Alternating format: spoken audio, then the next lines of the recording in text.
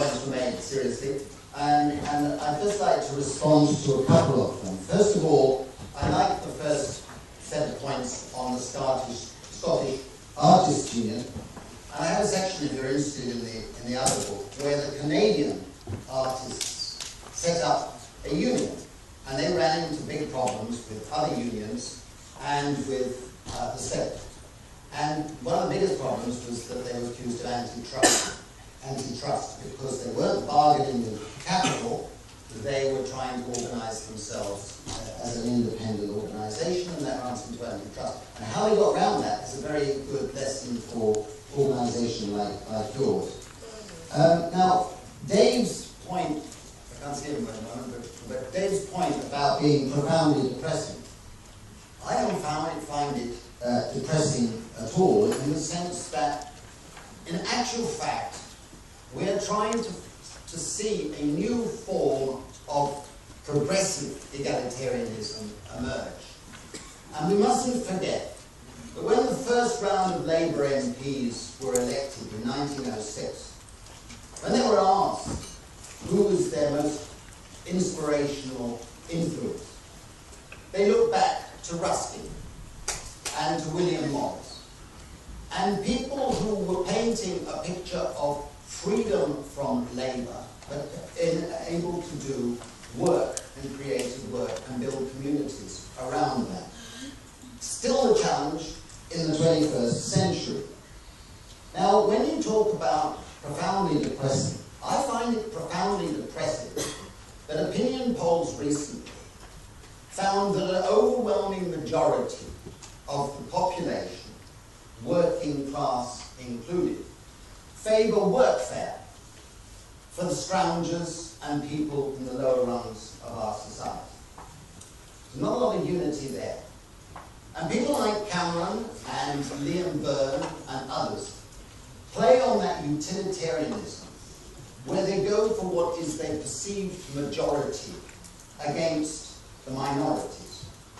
And unless the minorities, in my case I'm presenting precarious sector, are able to have a separate identity and a separate agenda, nobody's really going to take them very seriously. It's exactly the same with Sayworth I mentioned in the case of India and other organizations like that. Now, I think the utilitarian tendency in the neoliberal project is profoundly depressing. Profoundly depressing.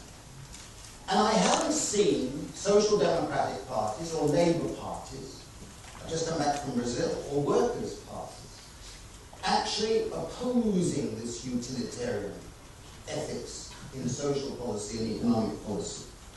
And in that regard, I think we, on the left, have to remember that work is not the same as labour.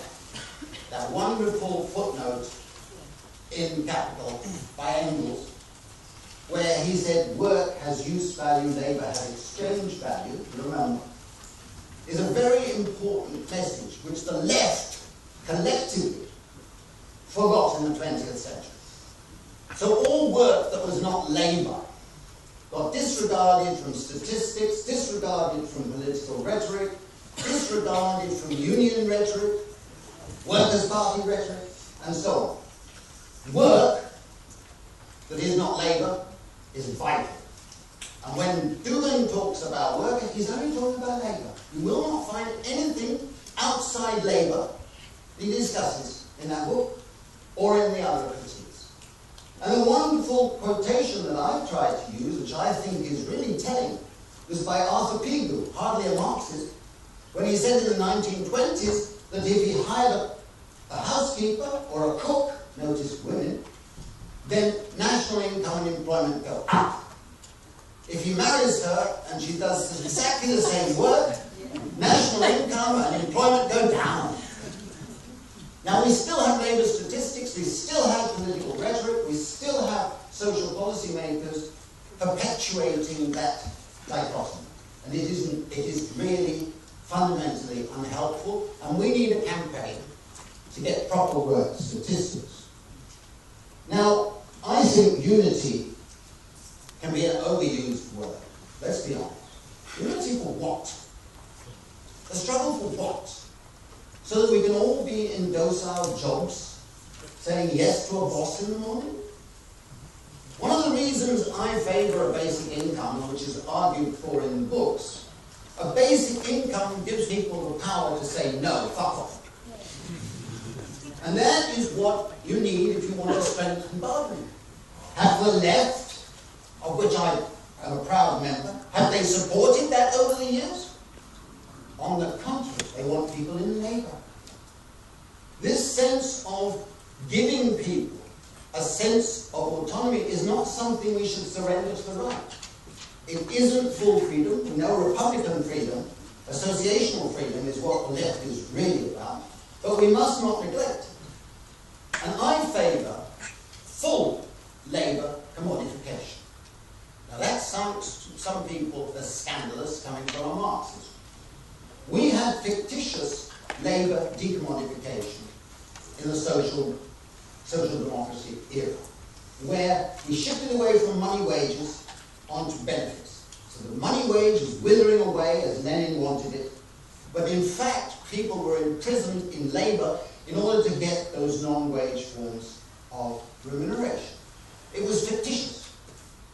What we need is full labour commodification so that the transaction between people supplying labour and people employing labour is transparent, open and fully bargained, not disguised with all these fancy benefits which actually favour the salariat.